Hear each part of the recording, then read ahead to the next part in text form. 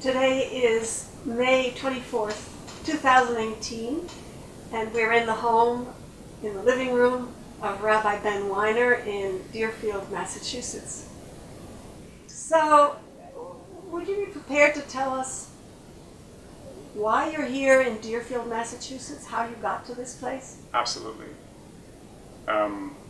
I graduated from rabbinical school at the Reconstructionist Rabbinical College 10 years ago, and I worked for 2 years following that in Hastings-on-Hudson in Westchester County, New York, in a part-time position as Rabbi and Education Director at a very small Reconstructionist-affiliated community while I waited for something more substantial and more permanent to come along. And about 8 or 9 years ago, an advertisement came on the listserv for Reconstructionist rabbis for a job in Amherst, Massachusetts, at the Jewish community of Amherst.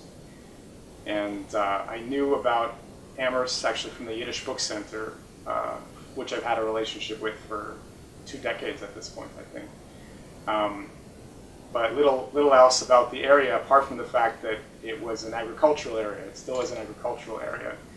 And in addition to my rabbinate, I have a great interest in agriculture, particularly small-scale, sustainable agriculture. I became, in addition to a rabbi in my years in rabbinical school, I also became a vegetable gardener. In the neighborhood in Philadelphia where I was living, I had a friend that gave me a little square of her lawn, and I grew vegetables on it. And I had a mentor, also a rabbinical student, who was a second career person who had been a back to the lander in a previous incarnation, taught me a thing or two. And so when I saw this job come up, actually the first thing I thought to myself was, I'll go move there, I can have a little farm. I didn't know much about the community at all. Just knew where it was and that I wanted to live in that part of the world. So I applied for the job, and as I came to know the community a bit better through the interview process and visiting, I realized actually it's a very suitable community for me, so I became even more enthusiastic about applying for the job, which I did, and I was offered the job and I took it, and I moved to the area with my wife. And after a year in a sublet, we looked around for a place to live where we could afford some land and a nice house, reasonably nice house, and that wasn't Amherst. So we started looking in terms of the affordability. And so we started looking at a wider and wider radius geographically until we found a 3+ acre property with an old farmhouse available for sale in this town called Deerfield, Massachusetts, which we knew very little about, but we liked the setup. So we came out here to live, and we've been here for almost 7 years, and I've come to really also like the community in the area in that time, and have in fact set up a small homestead farm in addition to my work at the Jewish community of Amherst. We'll take a walk around the farm later on, yes? Yes, indeed. I'd be glad to show it to you. Mm-hmm. So you brought up 2 important topics. One of them you dealt with at some length, and the other one was the 20-year relationship with the Yiddish Book Center. Do you want to say something about that? Sure. And I'll talk about that part by starting a little earlier than that part too, and you can see where that goes. So I was raised in a pretty traditional, big C conservative Jewish home, and by the time I got to college, I had very little interest in religious Judaism anymore. But I went to Columbia, where they had a Yiddish program. They still do. Tucked away in the Germanic languages department. And my junior year, I decided to study Yiddish as an intensive language. The partially true legend goes that my younger brother and I decided we would study Yiddish together so we could speak and our parents wouldn't understand, which is the cute story we like to tell. Did it work? I studied Yiddish. So you now I say I yourself. speak to myself and nobody understands, right? I started studying Yiddish at Columbia. I studied for 2 years intensive language. Then I went on to attend a variety of Yiddish summer programs in New York, in Vilna, in Paris. And through those programs, I met some people that were working at the book center at the time, and this was already 20 plus years ago. So I came to know about the book center, and I would come to visit them, and I loved going to the book center. It was just always a big treat. I was living in Boston most of that time, so I'd get on the highway and come west And a combination of coming to this beautiful valley and also going to this wonderful Yiddish cultural mecca. And so I always looked forward to my trips there, and I would always come away with a few volumes for my own collection. And then that developed into a occupational relationship in a very mild degree. I started working for the book center, mostly for their magazine, the Pakenträger, or I think it's just called Pakenträger, necessary. As I think the first thing I did for them was research. This was 21 years ago. They were doing a whole new translation of Sholem Asch's The God of Vengeance by Joachim Nuberschel. They had a whole magazine devoted to that, and they knew there was this New York court case when it was first performed in English on Broadway in the 1920s. And they actually, I was living in New York at this point, so they sent me around in New York to various research libraries, including YIVO and the Performing Arts Library at Lincoln Center. And I did a whole bunch of research on this court case, and then they said, okay, why don't you just write the article? You have all this research. So I wrote the article, and they published it, and then I started doing pieces called From Our Collection, which they have in Pakenträger. I don't know if they still do, but it would be maybe a 2-page profile of the Yiddish writer and then a small sample translation of some of their work. And so I started writing these pieces and doing the little sample translations. That sounds wonderful. It was great. I bet you it had some part in your coming to this job at the Amherst. Yes, it was the agriculture, then it was the Yiddish, and then yeah, but you've been here in the I area had been before, here. so Yeah, you've had a that's taste for the area. Absolutely, an affection for it, an enthusiasm for it. So you went from conservative Judaism, what you call the Big C. Well, as opposed to just conservative. Oh, like I see. meaning, Yes, yeah, right. the Big C conservative. Yes, yeah. I understand. Yeah. How did you choose? Well, how did you choose Reconstructionist It's a good question. direction? I developed a desire to become a rabbi independently of any particular school, before I even thought of any particular school, for a variety of reasons. After kicking around at a variety of things throughout most of my 20s and my late 20s, I struck upon the idea that the rabbinate would be a good thing for me to enter into.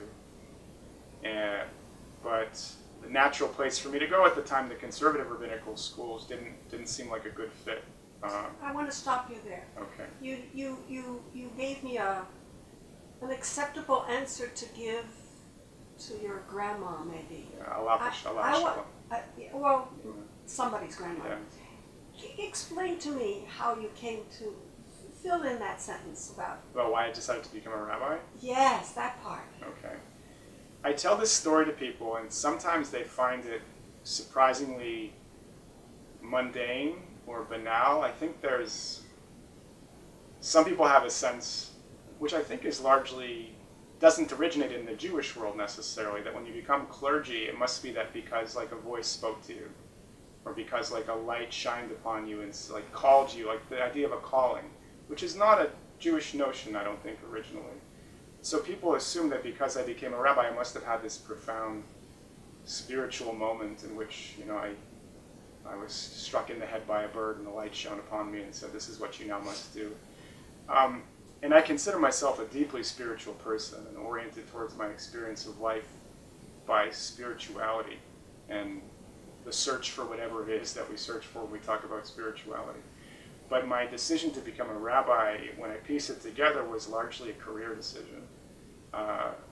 When I took stock in my late 20s, which in previous generations is already a bit late to start taking stock of yourself from a professional standpoint, but in my time demographic, it seemed to be par for the course to some extent, if not a bit early.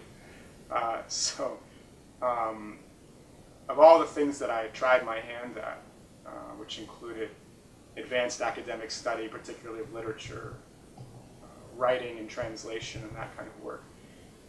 And then I did a lot of work teaching. I was a tutor for a lot of Hebrew school kids, both for bar and bat mitzvah and also kids that were considered incorrigible with regard to a standard Hebrew school experience. I would often be called in as a specialist, oftentimes for boys with disciplinary issues.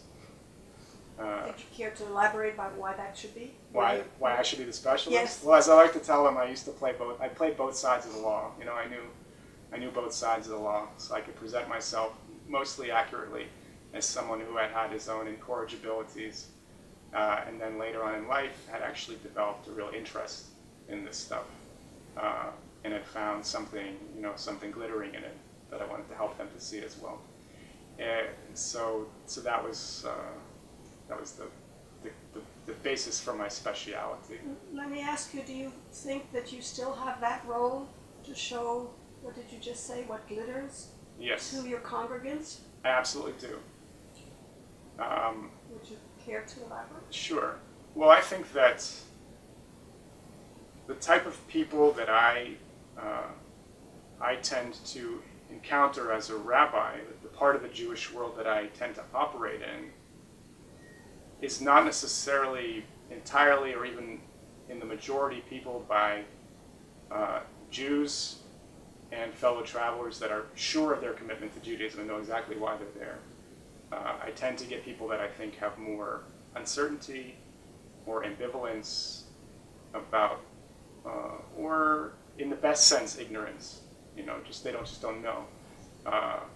Not exclusively by any means, but I think when you work in more liberal, progressive rabbinate, there tends to be a more mixed population in that regard. So it's not just my job to do the things, like to be the religious functionary that makes sure that all the rituals happen properly. To some extent, to a large extent, I think I also have to be kind of a pathfinder for people, to help them open up tradition and find what's meaningful and relevant, and then help them find a way to make that their own. I think that's a large difference. I think it exists probably throughout Judaism, but I think in a more orthodox context, the commitment is more taken for granted. You know you're going to show up because that's your lifestyle, whereas the commitment is less taken for granted. So I guess I can get away with, or it's helpful to see everybody as an incorrigible Hebrew school boy that needs help finding their way. Although many people are very self-motivated and know and care at least as much as I do, if not more. Well, here's a question that I think follows here.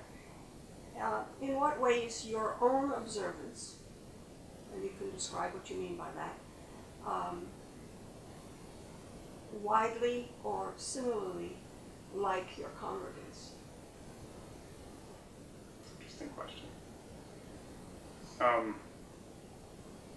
We've just lumped all the congregants Yeah, into right, one. every single one of them, right? Right. Well, I think my observance is non-orthodox. I mean, that's the biggest thing. Like I don't practice my own Judaism out of a sense of absolute mandatory obligation. I don't live a strictly halachic lifestyle in my Judaism, even a loosely halachic lifestyle in some respects. Although we keep kosher, we're not shomer Shabbos, although we set aside Shabbat and try to make it as special as we can. But in the main, I position myself as a practicing Jew, I think, in the same stream as my congregants in that regard. And while I certainly believe I have a responsibility to be deeply immersed in it, so that I can demonstrate, or I can lead by example, or I can understand the worth of things because of my own personal relationship to them, and teach, instruct, inspire, guide based on that. Generally speaking, there isn't a difference between how I position myself relative to Jewish tradition and how they do. Now, I do know that you teach a class on halacha, I do. which it might on the surface seem rather bizarre for your flavor rabbi to be doing. Yes. Can you tell me how you came about to do this? What is Sure. that class? And Yeah. So even when I introduced the class in the first place, I think it was considered bizarre, and I think it was unusual for a Reconstructionist ordained rabbi. Although I should be very clear, I consider myself a Jew, and I don't get too bogged down in denominationalism in that regard. I certainly have relationships and allegiances to the movement in which I was trained and where my friends, for the most part, are. But I consider myself in relationship to the Jewish experience at large, but guided and trained in relationship to a particular body of philosophy relative to that tradition.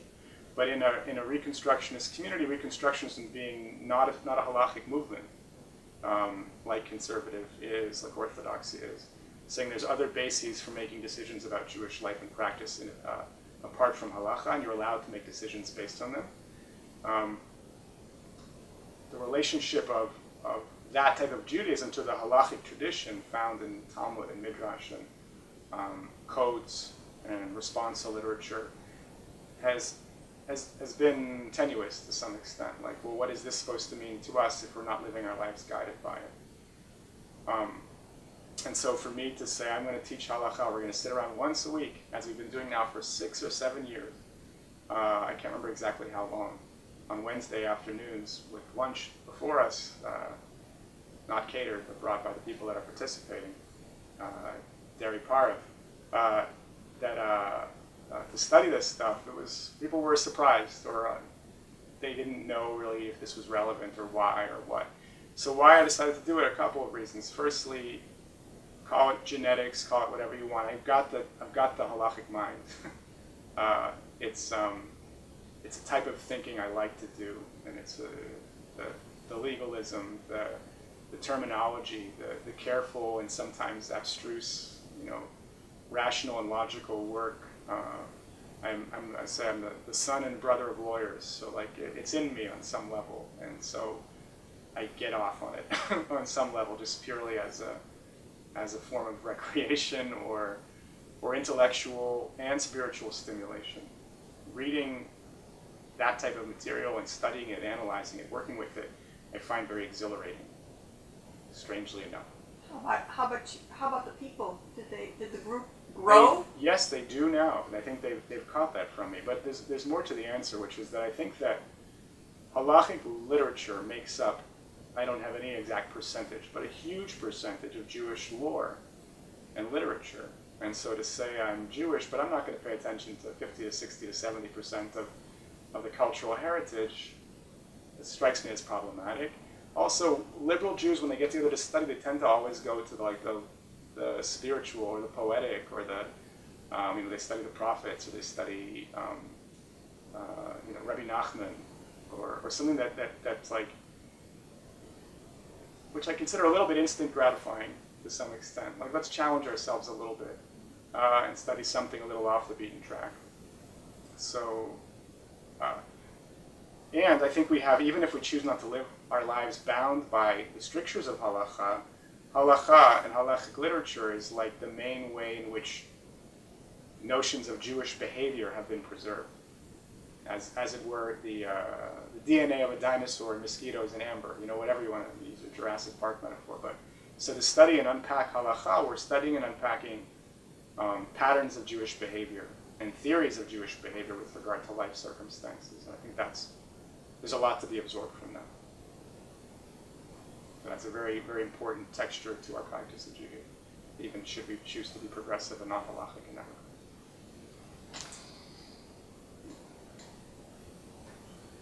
Do you like giving Dvar Torahs? Yes, I do like giving Divrei Torah. This is text study, but it's not halachic. It's the Tanakh. It can be halachic. You can include all kinds of material in it, but sure, it departs from, the starting point for it is Torah. I do very much. I consider Divrei Torah to be actually a form of literary creativity. So I really enjoy the art of it. How do you take an idea and present it elegantly in relationship both to tradition and to something of deep immediate relevance? And how do you present it elegantly, not just for its own sake, but so that it takes the mind and the spirit on a little bit of a journey, so that by the time you are finished, you're ready to actually take in to yourself some new idea or new perspective that's being presented. And I think that's the art and the creativity of it. And so I enjoy it a lot. I don't really write out my Divrei Torah from start to finish anymore, except for on the high holidays. Most of the time, and this is something that's come on the more experience I have as a rabbi, the more comfortable I feel in front of people, the more I'm able, to some extent, to improvise from some general ideas I have in my mind, or even some things that occur to me as I'm reading Torah during a service. I start to think through ways to present it, and I kind of do it in the moment when I'm speaking to people, which I like. It's not just the way to avoid the labor of preparation, but there's an immediacy to that, which has a lot to recommend it.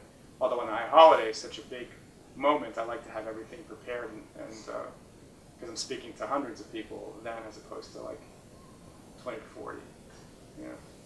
Tell me how you see yourself in the community of rabbis we have in the valley. We have quite a few. We have some synagogues and rabbis that go with them, but we Yes. also have lots of other rabbis Yeah. hanging about. Yeah. What is the relationship of you as the rabbi of the JCA, the Jewish community of Amherst? Mm-hmm.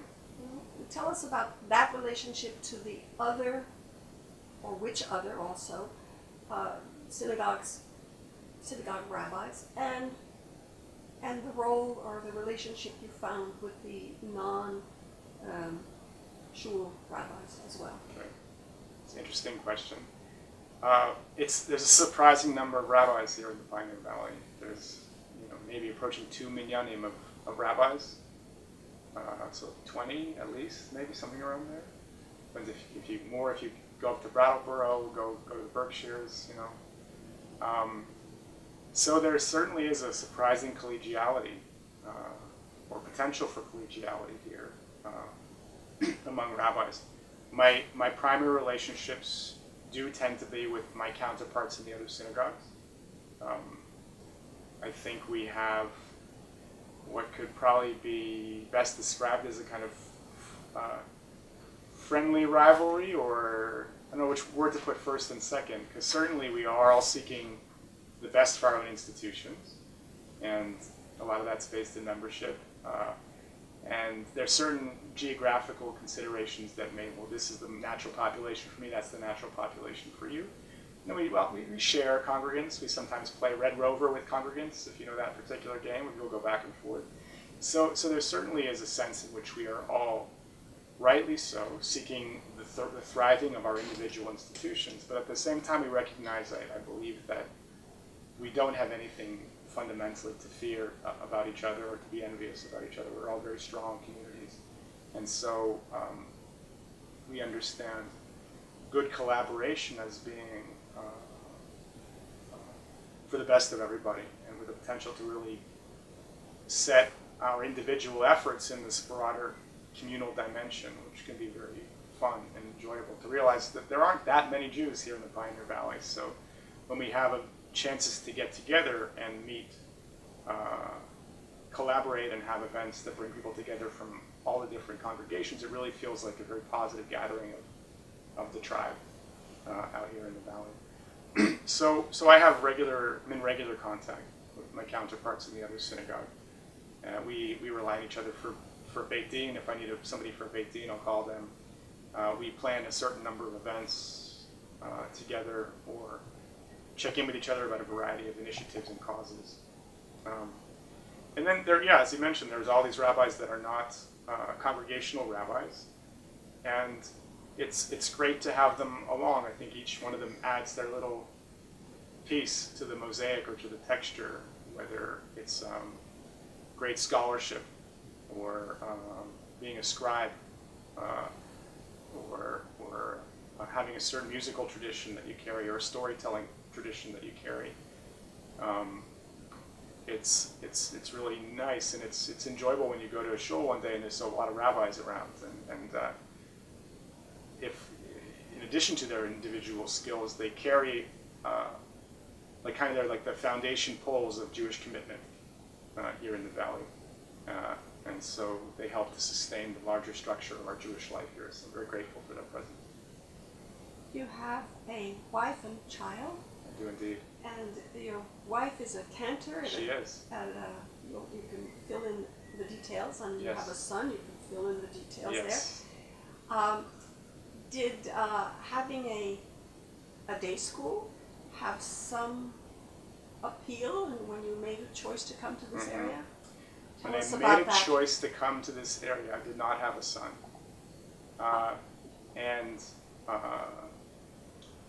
I have trouble thinking in concrete terms about things that are like 2 weeks out, so certainly we had a desire for child/children, but it just wasn't my immediate,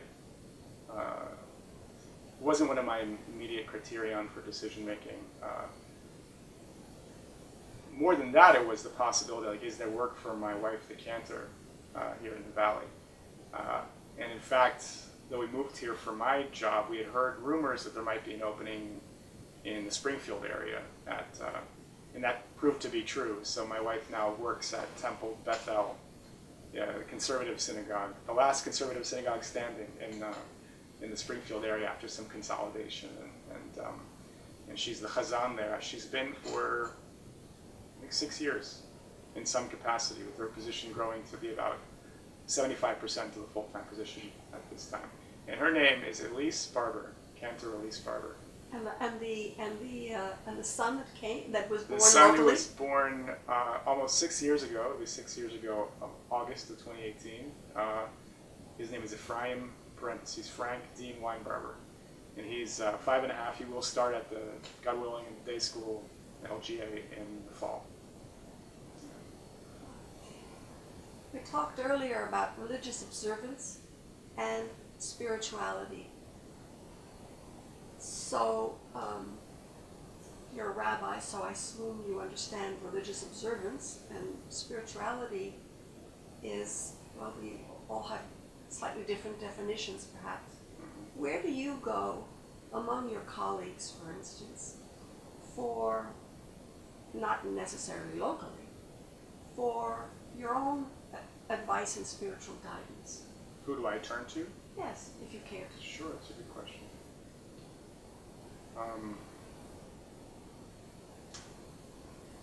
It's a good question. I've had certain people that I have turned to. So, for example, one of my predecessors at the JCA was Rabbi Sheila Weinberg.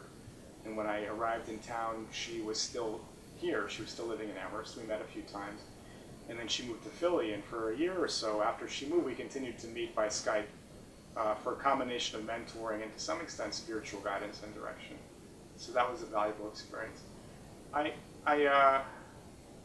would say also that I'm a bit of a loner in some ways when it comes to that. So my spiritually kind of fulfilling moments tend to be meditation, to be working out in my farm. And so they are experiences that I think don't involve all that much chat, but are rather kind of immersing myself deeply in a somewhat solitary endeavor. So that's probably more my spiritual personality is to kind of supplement or complement or to enable my very public role at the synagogue with a spiritual core that's somewhat sort of silent and a little self-involved, although with regard to projects that I work on, or meditation. One of the things that you brought to the JCA is this now quite famous Friday night, once a month service. Mm-hmm. You have a name for it, you have a group that's your regular group. You want to speak about this? So you're referring to our third Friday of every month. We have a Friday night service called Shabbat Ne'imah, and we named it that after about the first 2 years, a year or two. And Ne'imah, it means pleasant in Hebrew, but actually it means melody as well. And there's a part in the morning service. Now I'm under stress at the interview, I'm going to forget the actual verse, but it's speaking about the angels. It's one of the Kedushas in the morning service, and the angels singing their songs. And the song of the angels, what is referred to in that particular moment is Ne'imah. That's the name of it. So we decided to choose that, perhaps a little chutzpahdik choice, to say our music, we're aspiring to the song of the angels in and their worship around the throne. And so that's why we chose that name. How it came to be was even in a progressive community such as the JCA, there was still kind of a hesitance around the inclusion of musical instruments in services. There's been a long tradition of excluding musical instruments in Jewish services, despite the inherent musicality of Jewish services, but it was just supposed to be sung and chanted music as opposed to musical instruments. So in my first or second year, I began to push the envelope on that a little bit and to advocate for the judicious and respectful inclusion of musical instruments in services, both because I love musical instruments and because I'd seen them used well in Jewish services in other places. And by well, I mean without turning the service into a concert or a performance, but rather seamlessly, I think, including instrumental music as a way of enhancing the existing texture of davening and even deepening it. So I got together a few people at the JCA, and we kind of put together a little bit of a musical service, and then actually the main development of it actually came when somebody named Alan Davis, I don't know if people watching this will know Alan Davis or not, but I want to mention his name because he's very important. Someone of my parents' generation, a great musician on a variety of instruments, came to me with regard to these first initial musical services, like, I like the idea, but here's some other ways you could be looking at it. And in particular, you made a connection to this congregation in New York called Romamu, which his son is very involved in the particular musical way they do services there. And said, I think you should pay attention to what they do there and learn from them a little bit. And I did, and we brought in their then musical director, Shir Yaakov Feit, to come and spend time in our community and teach us the ropes a little bit. And from there, we kind of coalesced around our own version of that.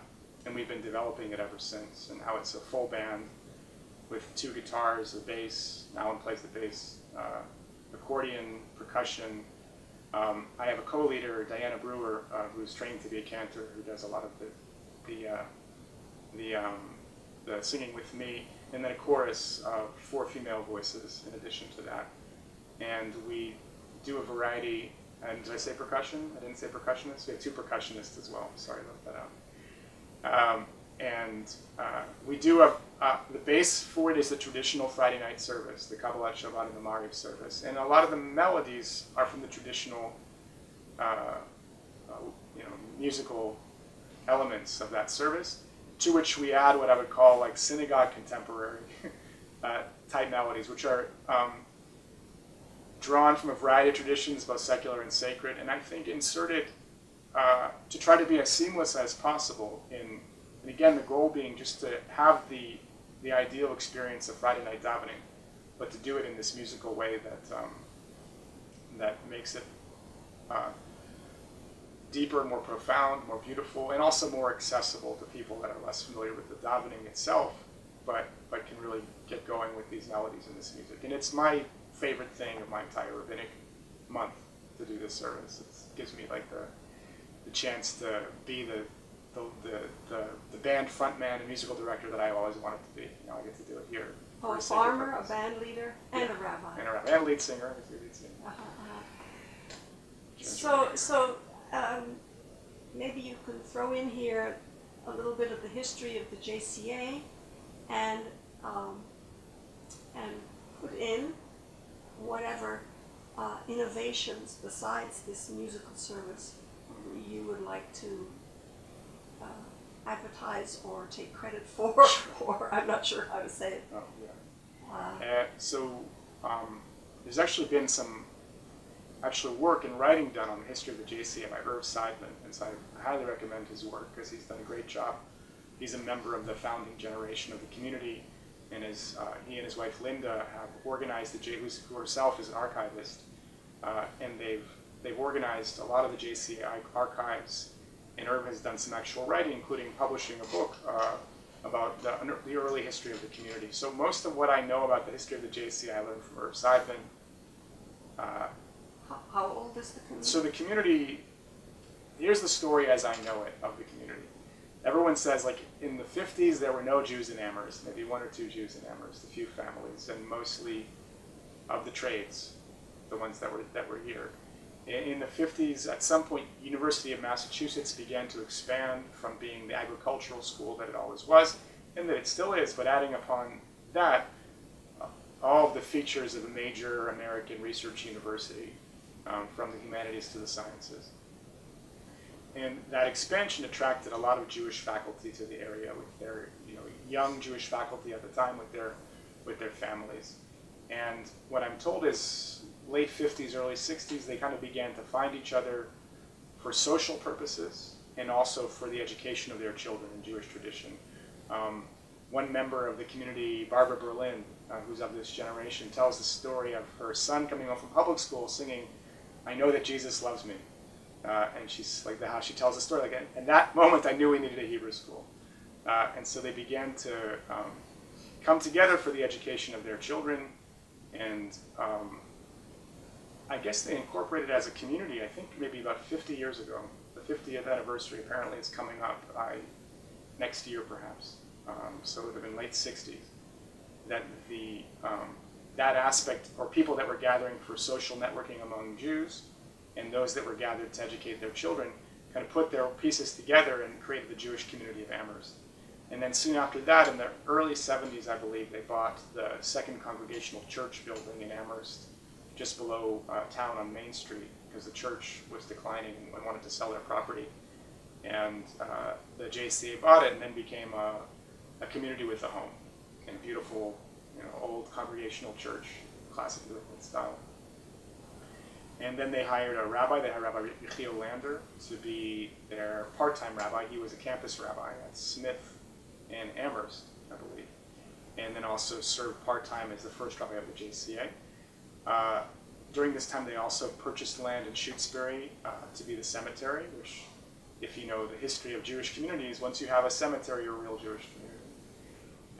So they had a building, a cemetery, a part-time rabbi. Then they hired a full-time rabbi, which was Rabbi Sheila Peltz-Weinberg, who, according to the JCA's history, she's the one that made them into a synagogue. There was a certain secular bent, I think, around the impulses that drove these people to kind of come together as a Jewish entity. And in fact, the name Jewish Community of Amherst was chosen particularly because it doesn't sound too religious. People often think we're a JCC. We're not, but that confusion is, I think, to some extent deliberate, because we're meant to be not just a Jewish religious community, but a site for Jewish gathering in general, for all types of purposes, from the cultural to the religious. Just for the record, there's no pool, There's no no basketball. pool, no basketball court, but if you know anyone that wants to make a donation, we could arrange for both of those things to happen. Rabbi Weinberg, who was very much influenced by, and one of the people that actually was on the cutting edge of kind of the encounter of Judaism with meditation and Eastern modalities of spirituality, infused a lot of spirituality and I think a high degree of social awareness and activism into the community, which particularly I think the social activism was picked up by the rabbi that came after, Rabbi David Dunbauer, who's a friend of mine and did a great deal over 7 years to continue the work of building this community until I came along about 8 years ago. And I guess you asked me, what have I been up to? Yeah, in addition to the musical services. It's been my goal to make the community as vital as possible in meeting the entirety of what I perceive to be its mission, which is to be a Jewish community. And that includes, classically speaking, that includes Torah, Avodah, and Chasadim, includes compelling and sophisticated study. It includes compelling spiritual practice and worship. It includes social awareness and activism. So it's been my work over the past years to work with all the committees and lay people that are responsible for those particular facets, and to help to support their efforts to bring a high degree of high quality in all of those aspects and facets to the area, to the community. Are there some aspects, as you call them, that are harder in this particular community than others? Can you answer that? I would say the easiest is education, adult education, because there's a lot of intellectuals around here, and if you're going to study something, you're not necessarily being asked to believe in it or even to do it. So I think it's the safest thing is always to study, and people really enjoy, as do I, the study environment, the chance to encounter traditional Jewish ideas or aspects of Jewish culture or history. So I think that actually goes the smoothest. The other two come with their challenges. So how to create a culture of davening, a culture of Jewish services in a community where some people are very invested in the traditional forms of Jewish prayer, and for some people that's a closed book, and they're either not interested or functionally illiterate. And yet, my goal is to provide them with a spirituality grounded in Jewish tradition. So, how does one step out of functional illiteracy in Jewish practice? well, I think that somebody has to firstly be motivated to do so. They have to have some experience of like, wow, this actually is relevant, or this is moving, or I feel something calling to me from this. And so they have to have that initial attraction. What do we provide at the JCA? I think For it's that- the music, to some extent. I think a rich musical culture, because music transcends literacy, because a melody can, and this is like straight Hasidism, to some extent. Like, I'm not making this up. This isn't just wishy-washy Jewish liberalism. This is the notion that the melody of prayer can be as spiritually compelling, if not more so, than the actual words of prayer. It's a time-honored notion. So I think that the easier points of encounter and interaction is musicality, and then it's also discussion in Divrei Torah. It's discussion around ideas in Torah, because again, it can be in English as opposed to Hebrew. It's got a study component. Everybody can have their opinion. You don't have to be an expert to hear about a little piece of Torah and think about what does that make me think? What does that make me feel? How about Hebrew literacy? Well, that's the biggest challenge.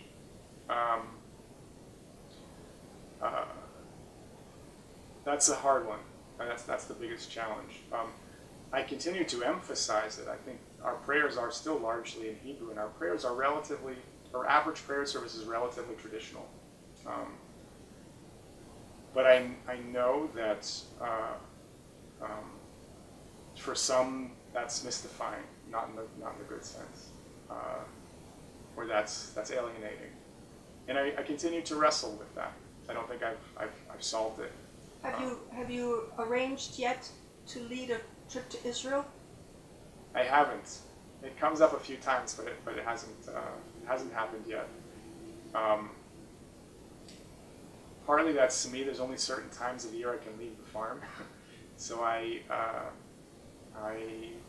put a restriction on that. Like, you can go. Let's go in February, and then partly I'm just looking for the right partners in the community to help me. It's a big, major undertaking to plan a community trip to Israel, and I can't do it single-handedly.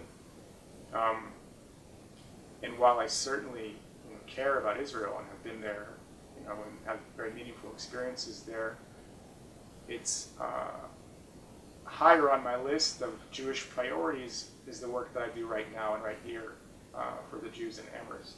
And so I'm not the type of rabbi that's going to say, forget about all that stuff, we're planning a trip to Israel, and I'm going to devote all of my time and my energy to it. So I need lay partners to really make it work, and that hasn't, the magic arrangement of people and time and resources hasn't happened yet, but it's still on the list of things that we hope to have happen. The major initiative I feel like I've been working on for the past 2 to 3 years is really to work on the strengthening of our youth and family programming. I have I've had a number of fantastic education people to work with, starting with Jody Rosenblum when I first arrived, who had been at the JCA for 15 years when I first got there, ended up serving about 18 years before she retired. Kara Silverberg, who was an important Jewish figure also in the Valley, worked for the JCA for a time and infused it with real enthusiasm and nature-based education. And now Karen Rhodes is my current education director, who's just a tremendously gifted and visionary education director. And so with that kind of talent in place, I've devoted a lot of time to helping her and working with her to strengthen how we provide programming to young people and their families. And I want to strengthen our youth and family programs for a variety of reasons. Firstly, because I want young people and their families to care about Judaism, to cultivate their Jewish identity. And also because at some point it's going to be their responsibility to continue Jewish life in this area. And if they haven't really found a way to make it compelling for themselves, to say, I'm going to keep this community going because I love it, because I care about it, then it's not going to go very far. And so the real goal is to bring a new generation into the heart of the community. And to do that by providing them with compelling avenues into Jewish life that make them recognize its real value and take the ownership that's necessary for them to help lead the community in the future.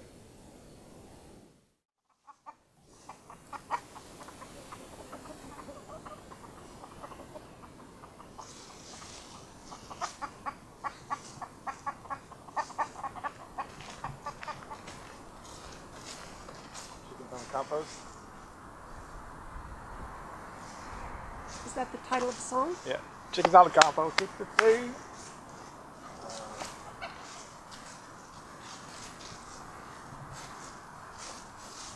Over there.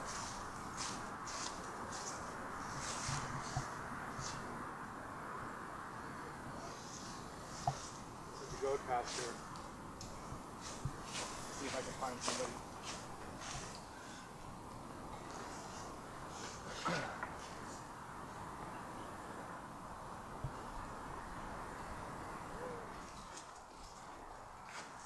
These are two of our baby goats from this season.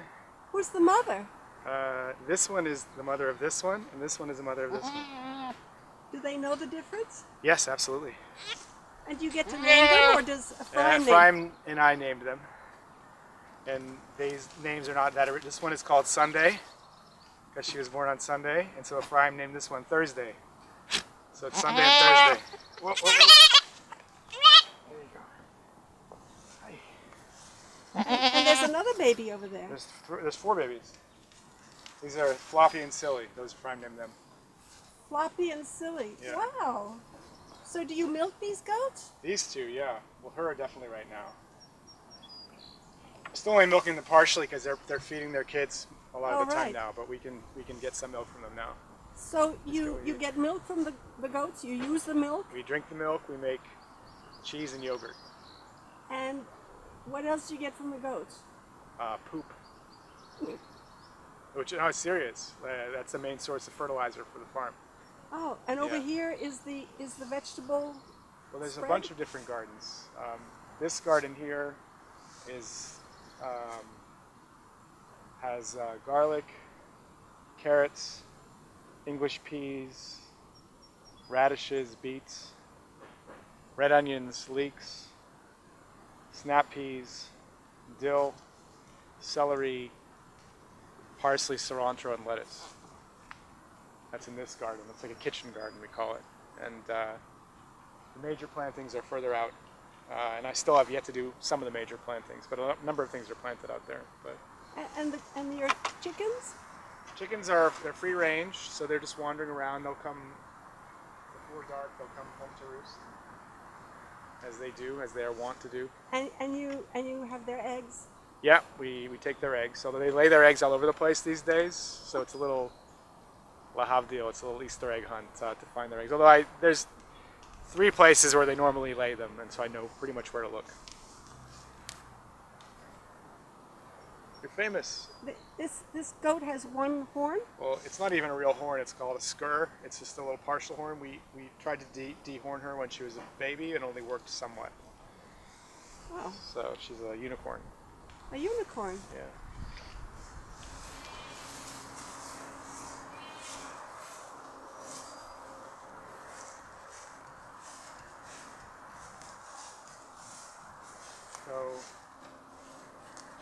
So This planking is a little uneven. You can also just walk this way if you want to.